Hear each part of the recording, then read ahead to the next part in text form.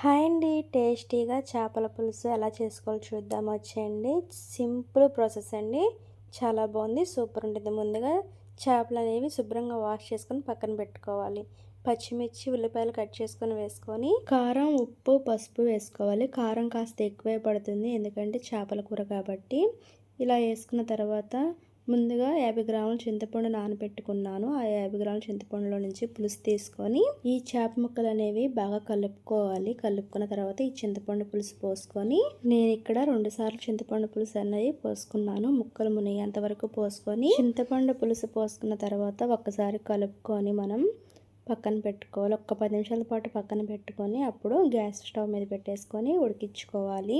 ఈ కర్రీ వచ్చేసి చాలా బాగుంటుందండి. చేపల కూర అనేది ఒకసారి ట్రై చేయండి, చాలా బాగుంటుంది. ఇక్కడ మసాలాకు వచ్చేసి నేను గసగసాలు, కొబ్బరి, మెంతులు, ఆవాలు, ధనియాలు వేసుకొని ఒకసారి వేయించుకుంటున్నాను. ఇది వేగేటప్పుడు దాల్చిన చెక్క, లవంగాలు, యాలకులు వేసుకొని వేయించుకున్నాను. ఇది కాస్త చల్లగా అయిపోయిన తర్వాత వెల్లుల్లిపాయలు, అల్లం తీసుకొని అవి కూడా మిక్సీ పట్టుకొని కోర్సుగా ఇలా కూర ఉడికేటప్పుడు మిక్సీ పట్టుకున్న మసాలా పొడి 3 టేబుల్ స్పూన్స్ వేసుకొని మరి కొద్దిసేపు పులుసు దగ్గరికి పడేంత వరకు ఉడికించుకోవాలి. కొంచెం కరివేపాకు వేసుకొని మూత పెట్టేసుకొని మరొక 5 నిమిషాల పాటు ఉంచుకున్న తర్వాత కొంచెం కొత్తిమీర వేసుకొని ఒక 2 నిమిషాలు ఉడికించుకొని స్టవ్ ఆఫ్ చేసేయడమే. చాలా బాగుంటుందండి, ఒకసారి ట్రై చేయండి. ఇక్కడ నేను ఉప్పు సాలకపోతే ఇప్పుడు ఒకసారి ఉప్పు వేసుకొని కలుపుకుంటున్నాను.